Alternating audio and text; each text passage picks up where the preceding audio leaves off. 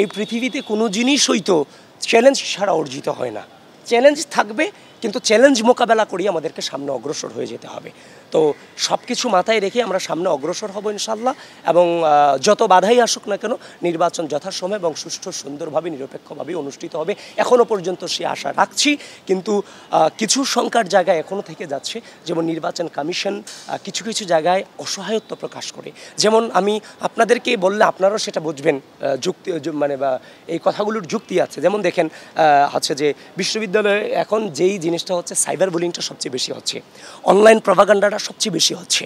তো এই যে অনলাইন প্রপাগান্ডাটা ঠেকানো হচ্ছে, আগে তো দেখতাম আগের ফেসিবাদের আমলে চাইলেই তো কোনো পেজ ব্যান করা যেত, যেগুলো প্রপাগান্ডা ছড়াচ্ছে।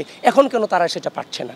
এখন ঢাকা বিশ্ববিদ্যালয়ের যে নির্বাচন কমিশন, তারা বলছে যে তাদেরকে সহযোগিতা হচ্ছে, যে তারা যাদের সাথে কথা বলছে, মানে বিশ্ববিদ্যালয়ে যে কেন্দ্রিক যে গ্রুপগুলো পরিচালনা হচ্ছে, তাদের সাথে তাদের বৈঠক হয়েছে এবং তাদেরকে কথা দিয়ে গেছে, হ্যাঁ আমরা চালাবো না। 2 দিন পরে আবার অ্যাক্টিভ হচ্ছে। তার মানে বিশ্ববিদ্যালয়ের নির্বাচন কমিশনের কিন্তু 2-3 বার বলার পরে এখন কিন্তু মানে আইনগতভাবে এদের বিরুদ্ধে ব্যবস্থা নেওয়ার সুযোগ আছে, যেহেতু এরা লেভেল প্লেইং ফিল্ড ক্ষুণ্ণ করতেছে। এখন যখন বিশ্ববিদ্যালয়ের নির্বাচন কমিশনকে আমরা সেটা বলেছি, তখন তিনি বললেন যে হচ্ছে যে আমি তো বলছি, আমি বললাম আপনারা আইনগত ব্যবস্থা নেন। তখন এখানে দেখলাম মনে হচ্ছে তারা কিছুটা অসহায়ত্ব প্রকাশ করতেছে। তখন আমি আপনারা বললাম, যদি ঢাকা বিশ্ববিদ্যালয় প্রশাসন আপনাদেরকে সহযোগিতা না করে, তাহলে আপনারা গোটা জাতির সামনে বলেন, ঢাকা বিশ্ববিদ্যালয়ের স্টুডেন্টদের সামনে বলেন যে আমরা অপারক, এগুলো বিশ্ববিদ্যালয় প্রশাসন আমাকে সহযোগিতা করছে না। কারণ এটা ডাকসু তো শুধুমাত্র ঢাকা বিশ্ববিদ্যালয়ের বিষয় নয়, ডাকসু তো একটা রাষ্ট্রীয় ব্যাপার, এটা তো অস্বীকার করার সুযোগ নাই। কারণ অন্যান্য সকল জাতীয় নির্বাচনে প্রত্যেকটা আসনে, প্রত্যেকের যে আসনে আছে সে তার আসন নিয়ে ব্যস্ত থাকবে, নজর থাকবে ওই আসন কেন্দ্র। স্বাস্থ্যকর অল টাইম ফ্যামিলি কেক, সব সময় অল টাইম হেলদি লাইফ।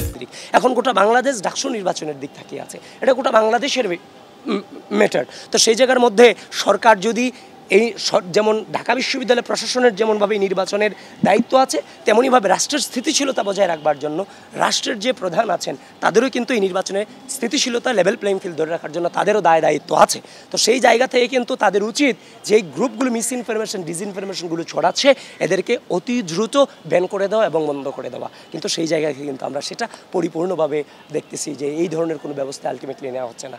এবং আমি আপনাদেরকে শঙ্কার কারণ জানাচ্ছি, বিভিন্ন সোর্স থেকে তথ্য, এমনও তথ্য পাচ্ছি আপনার হচ্ছে যে এই মিটফোর্ডের যে ঘটনাটা ঘটেছিল, পুরান ঢাকার যে মিটফোর্ডের ঘটনাটা ঘটেছিল, মিটফোর্ডের সেই ঘটনা কিন্তু 2 দিন আগে ঘটিয়েছে।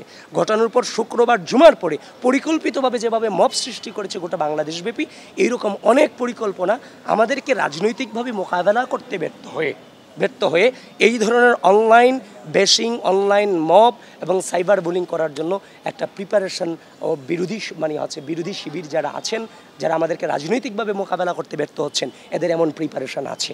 তো সুতরাং আমরা এইগুলো খবর পাচ্ছি। তো সব কিছু মিলিয়ে ঢাকা বিশ্ববিদ্যালয়ের শিক্ষার্থীদেরকে আমি আপনাদের মধ্য দিয়ে তাদেরকে আহ্বান করতে চাই, ঢাকা বিশ্ববিদ্যালয়ের শিক্ষার্থীরা যথেষ্ট ম্যাচিউরড, তারা সব কিছু জানেন, বোঝেন, কোনটা সত্য কোনটা মিথ্যা এগুলো সিলেক্ট করার মতো ক্যাপাসিটি তাদের আছে।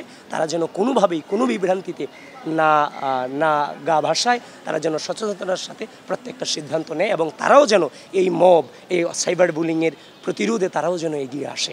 কারণ আমরা দেখেছি ওদিন যে ঘটনাটা ঘটেছে, মে ইস্যুতে যে ঘটনাটা ঘটেছে, এটা অত্যন্ত ন্যাক্কারজনক ঘটনা। সেই ব্যবস্থা কিন্তু আমরা এখনও পর্যন্ত প্রপারলি প্রশাসনিক ব্যবস্থা দেখতে পাইনি, যেটার সামনে আশঙ্কার কারণ। এই জন্য ছেলে মেয়ে সকলকেই বলছি, আপনারা সামগ্রিকভাবে এই নির্বাচনটাকে সুষ্ঠু করার জন্য শুধু প্রার্থীদের দায়িত্ব না, নির্বাচন কমিশনেরও দায়িত্ব আছে, কিন্তু বাদবাকি সাধারণ জেনারেল স্টুডেন্ট হিসেবে যারা ভোটার, তাদেরও এখানে বিশাল একটা দায়িত্ব আছে রাষ্ট্রের স্থিতিশীলতা এবং বিশ্ববিদ্যালয়ের স্থিতিশীলতা বজায় রাখবার জন্য।